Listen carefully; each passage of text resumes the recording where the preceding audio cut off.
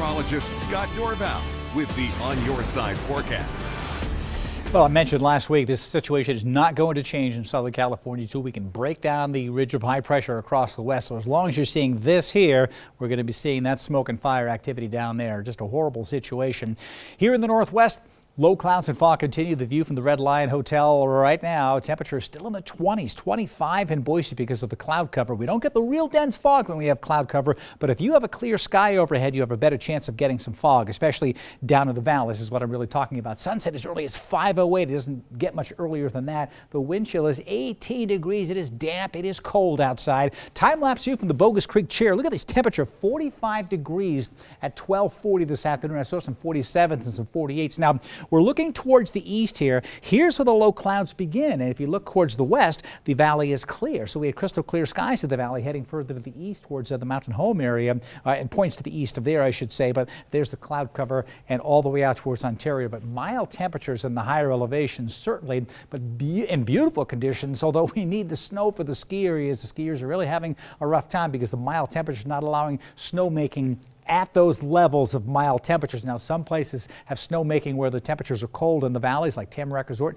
Brundage is probably making some snow as well, but they've got mild temperatures around. A quarter mile visibility right now in the Twin Falls area. Much better visibility now. This is where the dense fog is likely to form tonight because of the clear sky that you have. Sun Valley, clear skies as well. Teens this morning got well into the 40s today. Look at that, 47 degrees at 2 o'clock this afternoon at Sun Valley with a clear sky going on. Here's a view from Redfish Lake down to 1 below zero this morning with dense fog at the lake, and then it was gone with that blue sky, beautiful blue sky in the Central Mountains continues. McCall, similar story, 5 degrees in the morning with low clouds early, but then plenty of sunshine. This should be the story again tomorrow. What you saw today is what you should get during the day tomorrow, but the changes coming in over the weekend. A chance for flurries by Friday as the storm systems try to start to move in. They're really going to have a hard time, and I think central Idaho northward has the best chance of getting precipitation. Southern Idaho, we've got a chance of getting a little, but it's going to take a lot to get rid of this high pressure ridge, which is just hanging on, keeping it hot and dry in the south.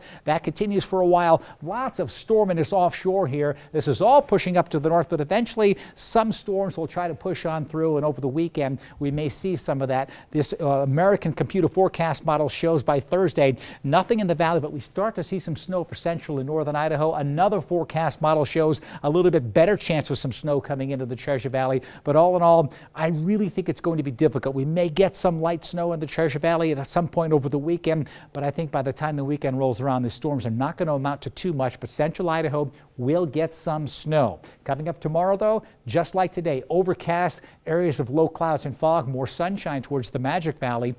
Mostly sunny in the mountains after some early morning fog, still at 28 degrees for a high temperature in the McCall area, while Stanley and Sun Valley, we're talking 32 in Stanley, but Sun Valley going into the 40s again. And if you live at 6,000 feet, especially around 6,000 feet, we're talking about those temperatures soaring well into the mid to upper 40s. There were places today that hit the 50s today in the higher elevations around 6,000 feet. While here in the valley, we're seeing in the 20s. Is that layer of warm air, Don, that's trapping this cool air in the valley, basically because everything's stagnant. But as we head towards the weekend, we'll break the inversion up. Our temperatures in the valley will shoot up and the mountain temperatures will drop. All right. Thanks, Scott. Coming up next, all eyes are on Al.